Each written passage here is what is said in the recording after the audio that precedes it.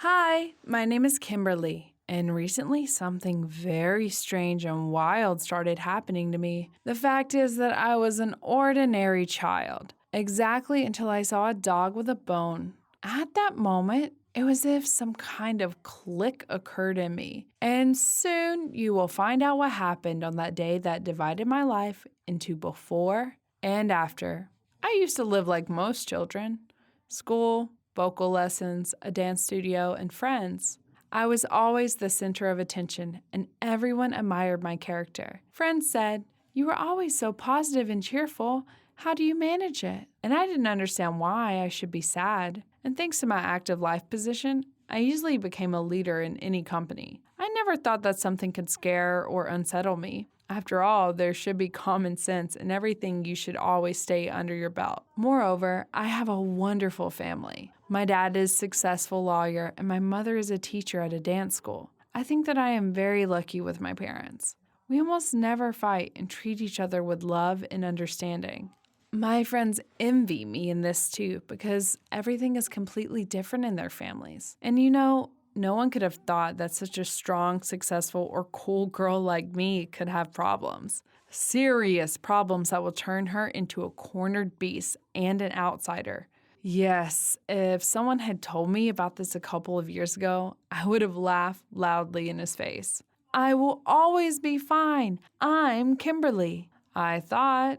I guess I promised to tell you about that. Okay, I think it's time to start this. That month was completely crazy in terms of workload. I was preparing for serious exams at school and vocal lessons. I was told that I would have to perform at a city festival in front of main figures of the city, and in studio they told me to prepare for international competitions. Just imagine the level of tension I was in, but I couldn't give up. Otherwise, I would have stopped respecting myself, and therefore I gave my best 200% to keep up everywhere, and so in such an exhausted state, I went home. I didn't notice what was happening around me, who was passing by me, and I didn't have any thoughts in my head. I was just walking so that I could fall on my bed as soon as possible and probably fall asleep. Although it is possible. Just one lie down and go into the astral. Have you ever been so tired? When I approached the house, or rather was 100 meters away from it, something happened that no one expected. I looked at a dog that was gnawing on a bone, and then I took it away and began to gnaw on it myself. And at that moment, I was completely unaware of what was happening. It was something unconscious, like an instinct. I declare with full confidence that after committing that strange action, I did not control myself and did not understand what was happening at all. I came to my senses a little only when my neighbors, friends, and strangers gathered around me. They looked at me with crazy eyes, and no one even dared to ask anything. A smart girl, an athlete, an excellent student, a musician, a company leader, is sitting and gnawing on a bone that has just been stolen from a dog? How is this even possible? Fortunately, my friend Whitney saw this, and she did not lose her head. She took me by the arm and took me home. Only at home did I realize what I've done 5 minutes ago and was seized with horror. I became so scared as I have never been before. I was crying and shouting that I was losing my mind. It was about to become completely insane. I asked Whitney and my frightened parents to help me in some way and save me from the coming madness. Well, what else could I think of after such an outburst?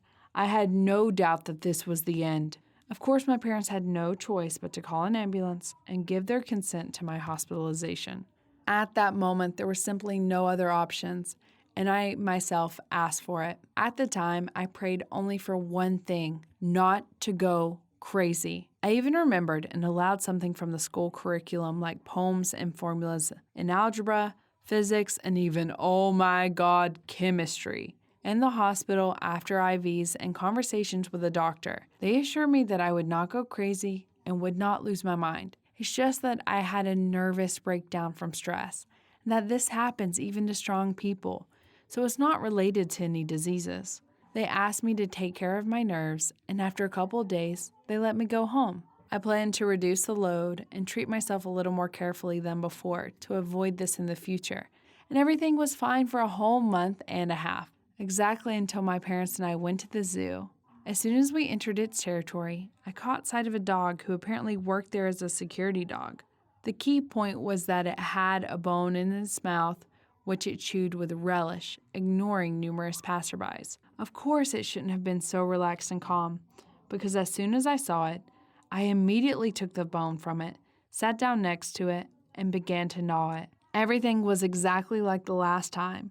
It was as if an animal had been woken up in me, putting my mind and will go to sleep. I couldn't control myself. I didn't understand what was happening, and in general, it was like it wasn't me. And I was terribly scared again as soon as I came to my senses. What the hell was going on? Why did I act like a mad woman at the sight of a dog and a bone? My parents were no less shocked, and very quickly they took me away from there, away from the shocked dog and gawking onlookers. Away from the shocked dog and gawking onlookers. This time, I was sent to the hospital again, and already there, I had to work seriously with the doctors. It was necessary to find out the reason for this behavior and eliminate it, and to eliminate it as quickly as possible, because I had no desire to get into such an embarrassment again. Manic cravings for bones. What was all this about? And when the doctors took up my problem, they realized that the situation wasn't easy. Among their suggestions was the possible death of my dog, but I had never had any pets before.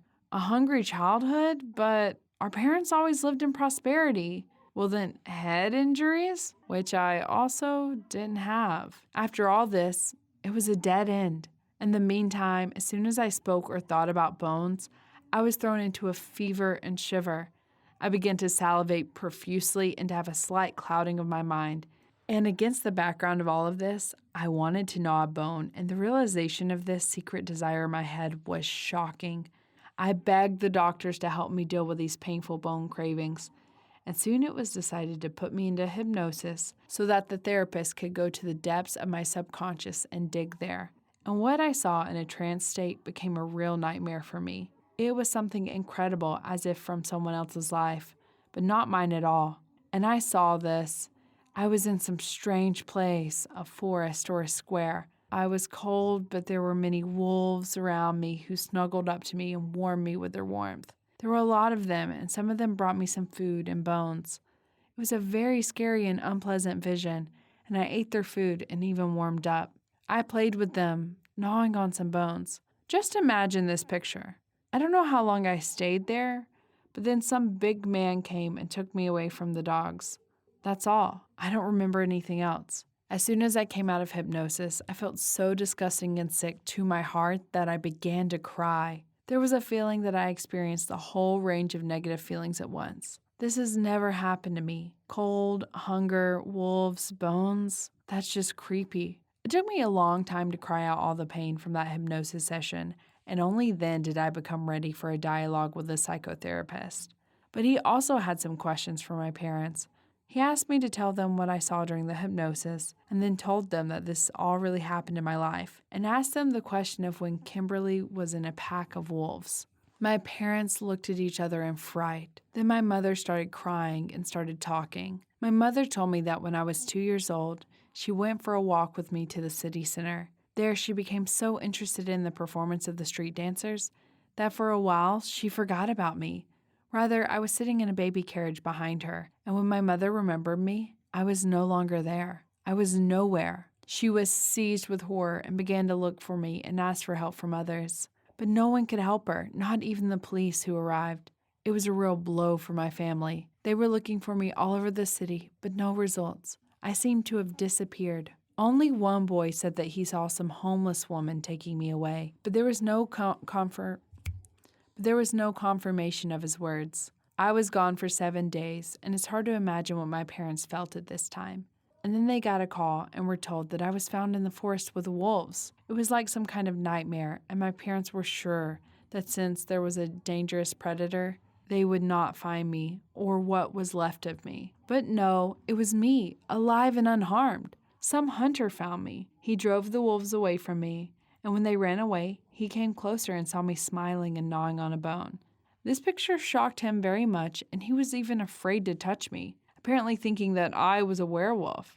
I was saved, and my parents wanted me to forget about everything that had happened. So they swore to each other that I would never find out about it. But the circumstances were very different.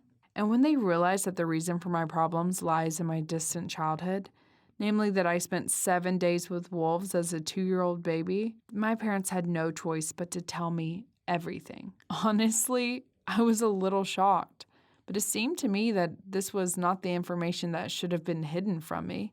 I was treated by a psychotherapist, and my condition returned to normal. I hope that there will be no more such references to my distant childhood in my life, and this will all remain in the past. Do you think my parents should have told me everything much earlier? Or did they do the right thing? Share your thoughts in the comments below this video. Don't forget to click on the thumbs up button and subscribe to our channel.